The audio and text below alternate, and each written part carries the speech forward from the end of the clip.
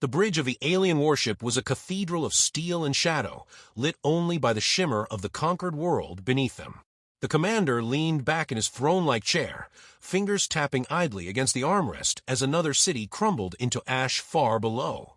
The planet had surrendered days ago, but the fleet remained to make spectacle of its dying. That was the way of the Arch-High Dominion, cruelty as ritual, conquest as performance. Commander R.H. barely feigned interest. A column of fire blossomed across the colony's horizon, the glow reflected in the polished obsidian of the warship's viewing dome. "That's the third settlement reduced today," muttered one of his lieutenants, voice tinged with boredom. "How many more before this world stops mattering?" "None of them matter," R.H. replied smoothly, his tone as casual as if he were ordering wine. His eyes flickered to the junior officers hunched at their stations, their shoulders tight, their breathing shallow. He liked to remind them of their irrelevance. "We sweep, we scorch, and then we move on.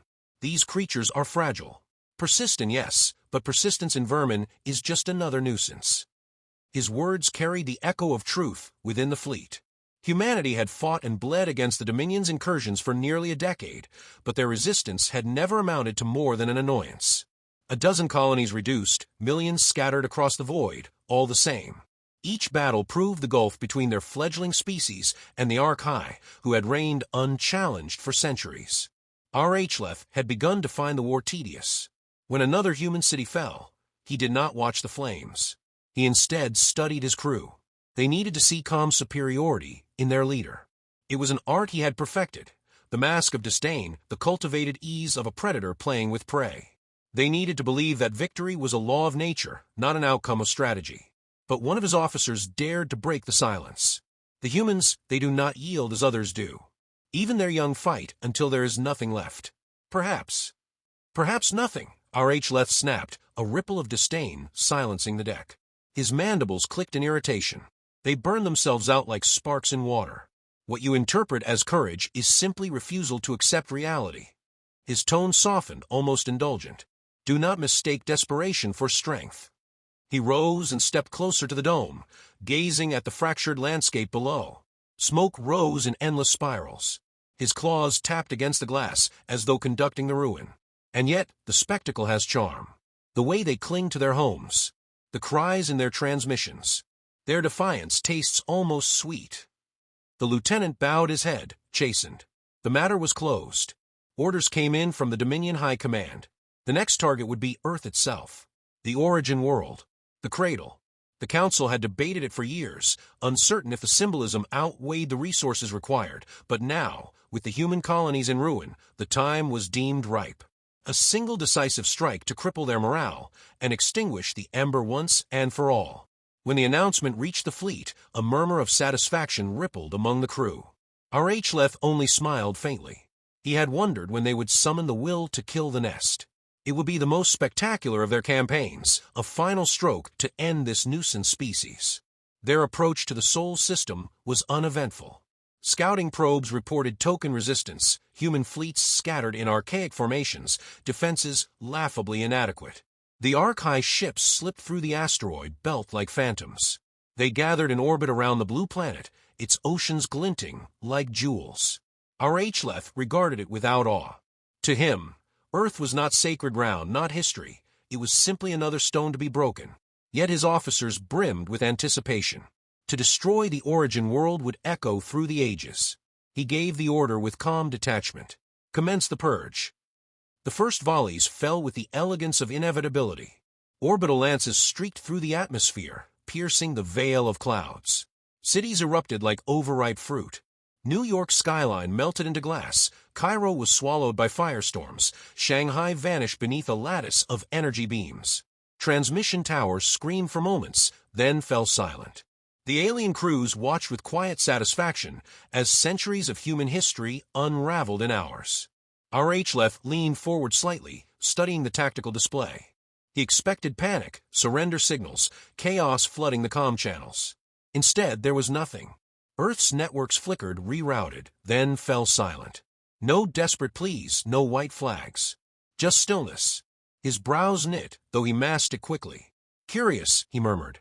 "Commander," another lieutenant said, hesitation creeping into his voice, "we should already be receiving transmissions." at least civilian traffic. But the channels are empty. Jammed. Not by us, Commander. HFY stared at the display again. Pockets of human military resistance still blinked weakly, but there was no central command, no collapse into begging chaos. Even as cities burned, the planet remained strangely poised. He dismissed the thought with a flick of his hand. It is shock. Nothing more. Once their illusions settle into despair, they will crawl to us as all others have. Yet as he spoke, something unsettled him. The silence was too complete, too deliberate. He recalled the human colonies they had destroyed before, screams across every frequency, endless static of despair. Here, there was only the low hum of empty channels, as though someone had turned down the volume of a planet. The fleet pressed on. More cities fell. Sao Paulo cracked open in fire. Moscow vanished beneath a wave of plasma. But the quiet endured, unbroken, unnatural. Finally, a single transmission pierced the silence. A voice human, steady, and calm. You should not have touched Earth. The words hung in the command deck like smoke. Officers shifted uneasily at their stations. HFY's eyes narrowed. He searched the console for the source, but the message was embedded across every frequency, every channel, as if it had always been there waiting. The commander felt an unfamiliar sensation, one he refused to name. He bared his teeth instead, masking unease with disdain. Find the source. Hunt them. Make the voice regret its existence. But deep within, behind the mask of arrogance, a thought slithered like ice. Had they just awakened something better left sleeping? The fires of Earth still burned, but for the first time, HFY wondered if they had miscalculated. The alien warship drifted in high orbit over a burning Earth, its engines humming with the composure of inevitability.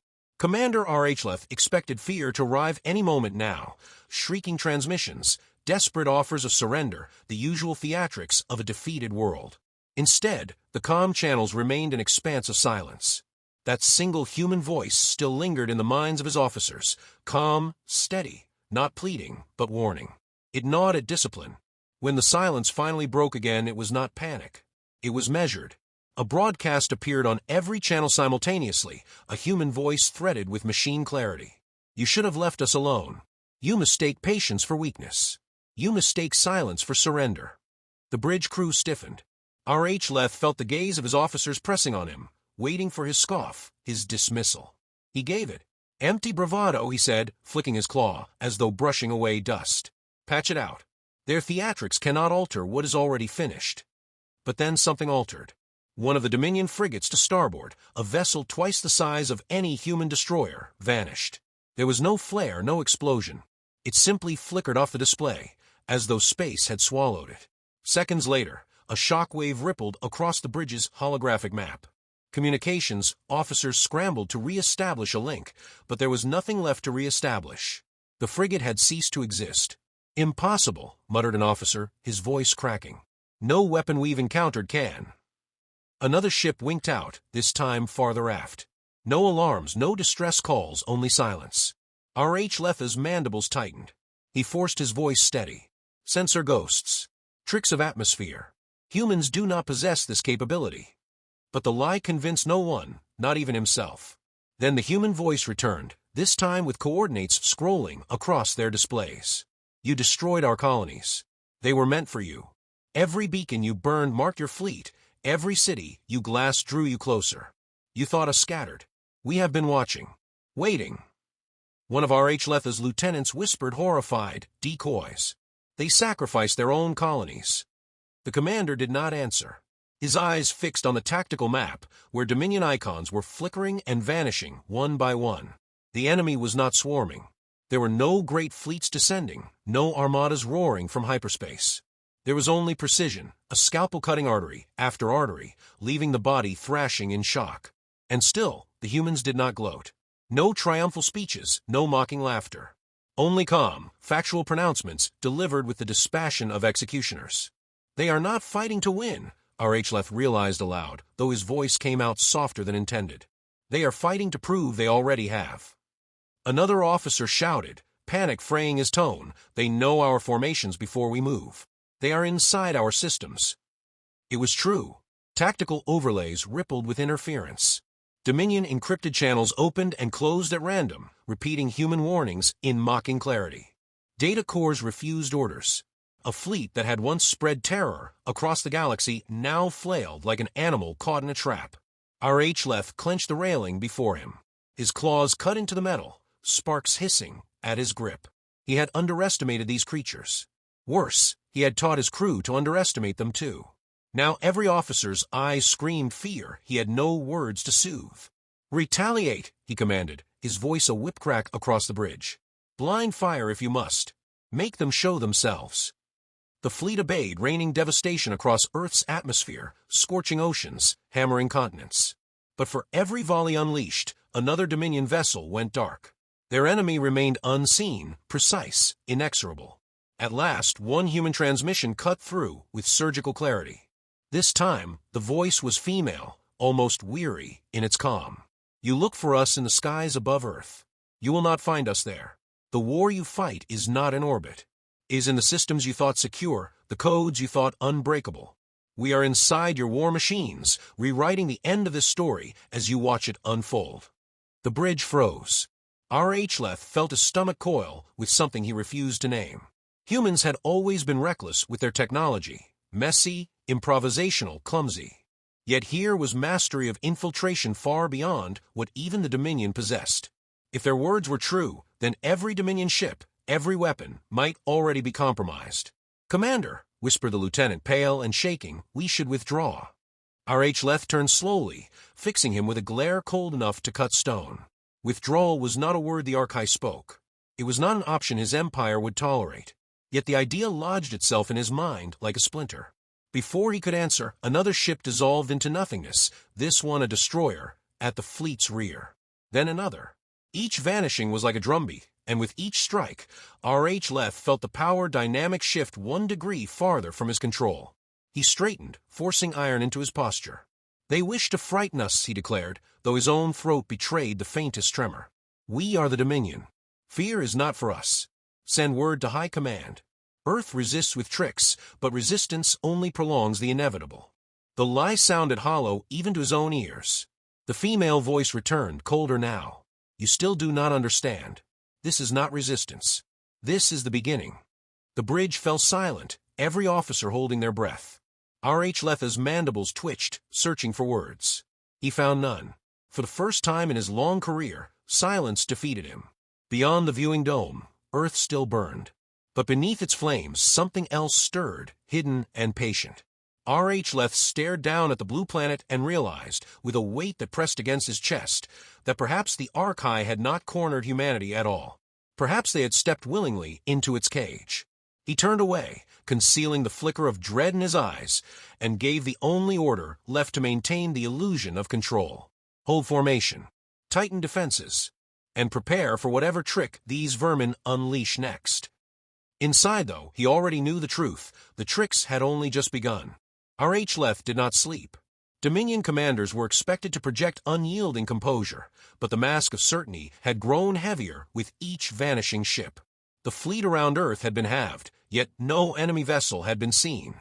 The humans killed with invisibility and silence, and worse, they spoke in that maddening calm, as if they were the ones presiding over judgment. He forced himself into routine. Reports, logistics, efficiency checks. They gave him little comfort. Each update carried the same undertone, confusion disguised as analysis, dread wrapped in numbers. His officers no longer whispered about victory, they whispered about survival. That was intolerable. He gathered his council in the Dominion War Hall, a cavern of black stone and shimmering data screens, the voices of Empire reverberating across its vaulted dome. Holograms of admirals and governors flickered in from distant systems. HFY stood rigid at the center, every line of his body trained to command authority. "The humans exploit shadows," he began, his tone sharpened to a blade. "They manipulate systems, yes, but their reach is exaggerated. Their colonies burned easily enough. Do not let illusions of cleverness warp your sense of scale. They are a nuisance, not a threat." Murmurs rose from the gathered leaders. One governor sneered, "A nuisance does not erase warships as if plucking feathers from a bird. You were sent to silence them, HFY, not to nurse excuses." Another admiral, her carapace lacquered in the hues of senior command, interjected coldly. We have underestimated them before. Perhaps we still do. The cradle world was supposed to break them, yet it hardens them. We must recognize the possibility that we face more than primitive defiance.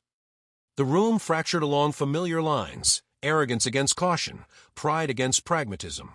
Voices overlapped, some dismissing humanity as vermin with tricks, others warning that an empire blind to danger had already begun to rot. HFY studied their faces, feeling a quiet horror stir within him. They did not understand. Most could not.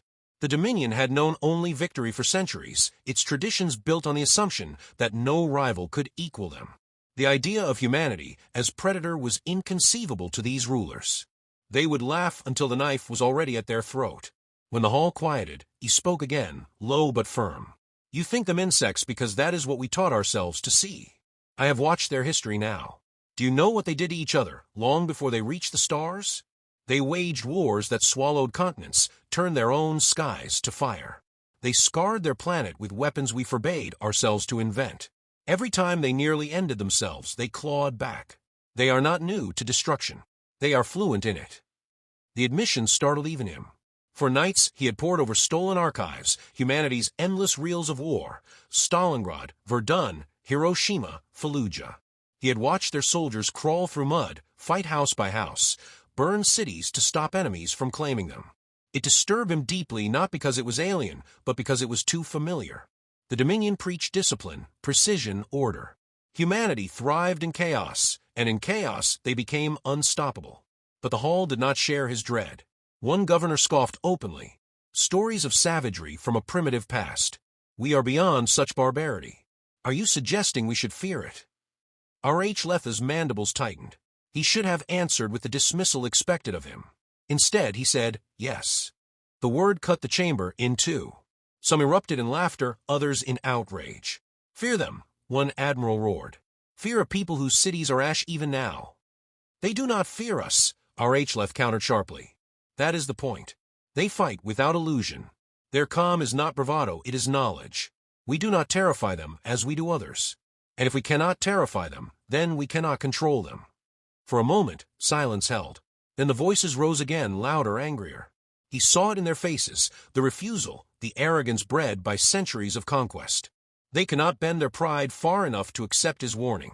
The senior admiral's voice silenced the uproar. She leaned forward, eyes hard as stone. Commander HFY, you were chosen for this campaign because you excel in breaking enemies. If your confidence has faltered, we will replace you with one who has not. Humanity will be crushed by force of arms, as all before them have been. That is the Dominion's decree. The threat was clear. His warning was dismissed. Pride won the argument, as it always did.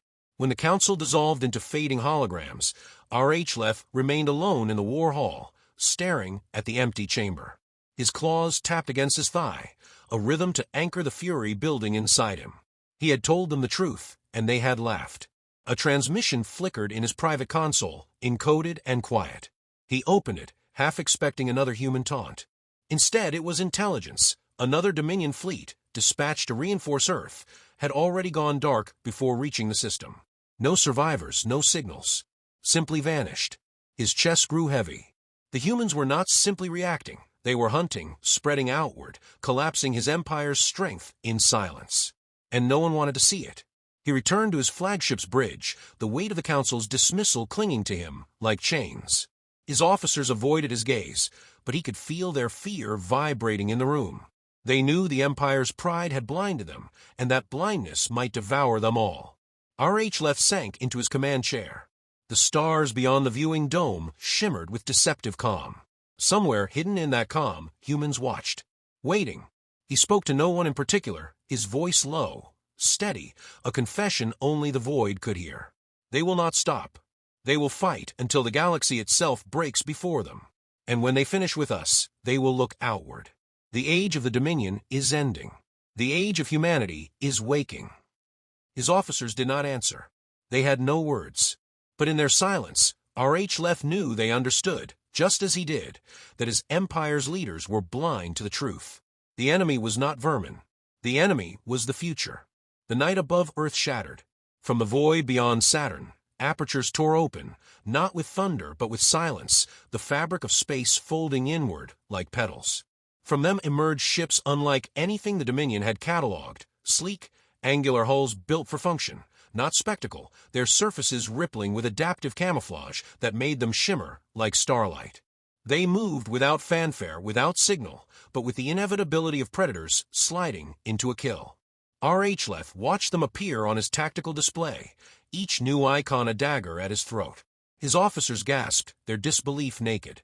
That is impossible, one whispered. They cannot have built fleets of this scale unseen. They could, R.H. said softly, and they did. The first salvo came without warning. Human vessels slipped through wormholes, materializing inside Dominion formations, and in the span of seconds, cruisers centuries old were gutted by weapons too precise to counter. Plasma shields sputtered uselessly as kinetic slugs punched through like paper. Entire squadrons died without firing a shot. But what unsettled R.H. most was the silence. Human comms carried no triumphant declarations, no savage cries. Their orders, when intercepted, were curt, calm, mechanical. Efficiency without arrogance. Victory without spectacle. It was not war as the Dominion understood it. It was surgery. His officers panicked, voices colliding in chaos. R.H. silenced them with a roar, though his own claws dug furrows into the armrests of his chair. Hold formation. Make them bleed for every strike. They obeyed, but the command was meaningless. Human fleets did not bleed. They evaporated and reappeared, fracturing formations, severing supply lines. One Dominion dreadnought, proud flagship of 3 campaigns, simply blinked into a wormhole and did not return. The humans had stolen not only its firepower, but its very existence. R.H.'s breath came faster, though he forced composure into every movement. His empire was dying in front of him. Still, he would not look away. Then came the drones. Tens of thousands pouring from human carriers like swarms of insects, but each moved with the coordination of a single mind. They did not attack indiscriminately, they dissected. Engines first, weapons second, command decks last. Dominion ships fell paralyzed before being gutted in silence. A lieutenant cried out, "Commander, they fight like they've done this before, against us, against someone worse." R.H. cut him off. "No, they fight as if they have always known this day would come." On Earth below, fire still licked across continents, scars of the Dominion's arrogance. Yet now, humanity's war machine rose from those ashes, not with rage, but with purpose. The Dominion Council transmitted commands across the fleet, demanding renewed offense, demanding denial of what was unfolding. R.H. ignored them. His eyes remained fixed on the tactical display, where Dominion red dwindled like embers smothered in ash, while human blue spread outward with terrifying calm. In his mind, he saw not just defeat but collapse. The Dominion's colonies, already strained by centuries of exploitation, would hear of this slaughter. Their trust in eternal supremacy would fracture. Revolts would bloom like wildfire. And at the center of it all, humanity would stand, not celebrating, not gloating, but simply there, unshaken. The female human voice returned across every channel, level and unhurried. "This is over. You may surrender and live. Continue, and you will vanish with the silence of those already gone." His officers looked to him, terror naked in their eyes. Some begged with their silence, others with trembling lips. He felt their fear pressing against him, demanding that he answer. For the first time, R.H. did not know how. The Dominion was an empire of pride, built on never kneeling. Yet as he stared at the wreckage, as he listened to the steady voice of the enemy, he realized pride had already killed them. Still, he forced his mandibles to move. "If we surrender," he said into the void, his voice gravel low, "what becomes of us?" The voice answered without malice, without triumph. "You live, you rebuild, but not as masters. Never again as masters." A tremor rippled through his officers. Relief mingled with humiliation. Survival tasted bitter, but was survival. R.H. closed his eyes. He thought of the council laughing at his warnings, of governors sneering at the idea of fear. Now their fleets were dust, their arrogance undone by the very species they mocked as vermin.